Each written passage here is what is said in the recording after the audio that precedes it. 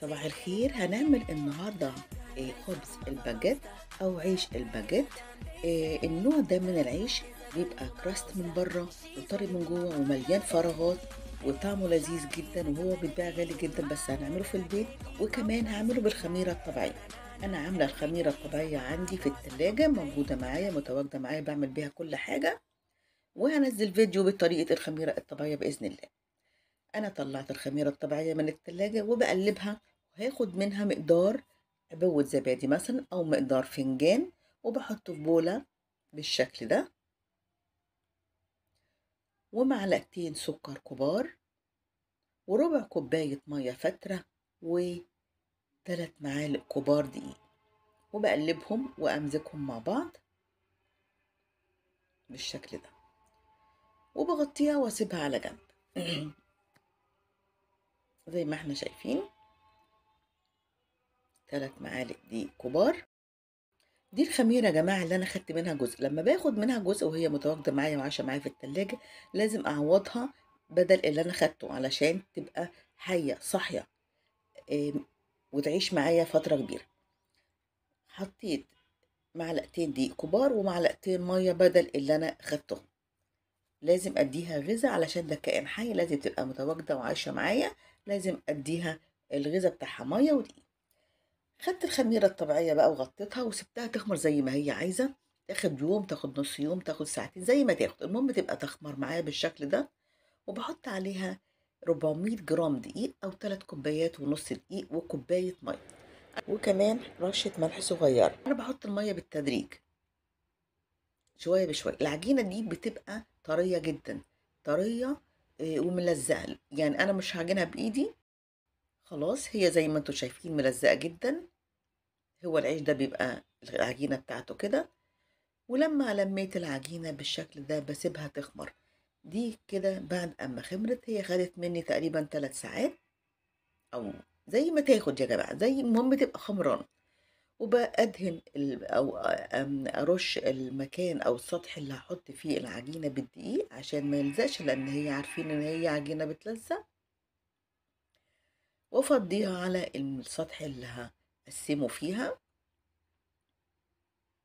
طبعا هي خمرانة جدا زي ما احنا شايفين، دي خميرة طبيعية مغذية، كلها فوائد، كلها فوائد للمعدة. وبرش سطح برضو دقيق من فوق ومن تحت دقيق، لأن زي ما قلنا لازم نحط دقيق كتير. وبقسمها حوالي، يعني أنا هعمل بالمقدار ده تلات رغفة باجيت. وبوزن الميزان جنبي علشان يطلعوا متساويين. طلعوا 3 وكل واحد فيهم تقريبا 250 جرام. الرغيف 250 جرام تقريبا، ممكن تقسيمهم أقل من كده براحتك، واسيبهم يرتاحوا نص ساعة، مش كتير، نص ساعة بس يرتاحوا. وابتدي أشكل بقى.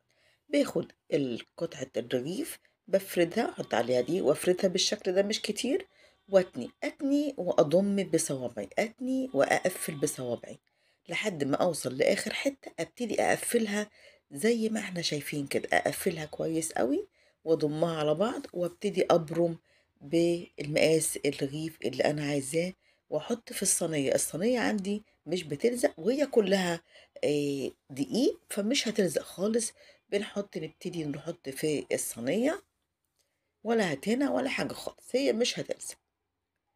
وابتدي أشكل الرغيف التاني، أبطط وأتني وأضم بإيدي، أتني وأقفل بإيدي، أتني وأقفل بإيدي لحد ما أوصل لآخر قطعة. ببتدي أضغط عليها بكف إيدي كده، وبعدين أبرمها زي شكل الرغيف الفينو مثلا بالشكل ده، وأحط في الصينية وأسويها بإيدي كده، وأحط في الصينية وأقفلها تماما تماما لحد ما أخلص الكمية الرغفة بتاعتي بالشكل ده. وطبعا هغطي عليها واسيبها تخمر تاني في الصينية. هسيبهم يخمروا تاني، هتاخد ساعة بقى، هتاخد ساعة زي ما تاخد، المهم تبقى خمرانة معايا. التشكيل بتاعها سهل في منتهى البساطة يا جماعة. أتني وأقفل، أتني وأقفل بإيدي لحد ما أوصل لآخر قطعة، وأعملها بكف إيدي كده، بقبضة إيدي يعني. عشان اضمن ان هي متقفلة تماما، واحط في الصينية. وقلت زي ما قلت هسيبهم يخمروا. هنا بقى طريقة الخبيز مختلفة شوية. إيه، انا بجيب صينية واحط فيها مية سخنة واحطها على ارضية الفرن. ده كده بعد ما خمروا انا بجيب موس او شفرة او سكينة حامية. طبعا الموس ده نضيف جدا طالع لسه من ورقته. بحط دقيق من فوق وابتدي اشرطها بالموس.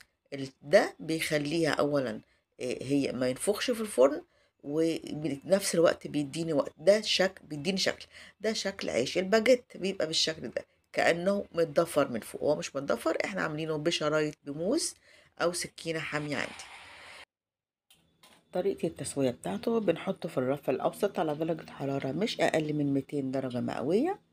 وتحت على سطح أرضية الفرن بيبقى فيه صينية فيها مية بتطلع بخار على في الفرن يديني السطح السطح العيش بهذا الشكل، سطح الكراست ده. وبنقطعه وهوريكم يا جماعة قد ايه هو إيه، خمران، قد ايه هو فيه فراغات من جوه، وقد ايه هو طعمه حلو كمان. وممكن نعمله بالخميرة الجافة عادي جدا هيطلع بنفس النتيجة، ولكن الخميرة الطبيعية ليها فوائد تانية كتير. كده خلصنا وصفتنا النهاردة. لو أول مرة تشوفوا القناة ما تنسوش تعملوا اشتراك ولايك للفيديو لو عجبكم. نتقابل في وصفات جديدة إن شاء الله.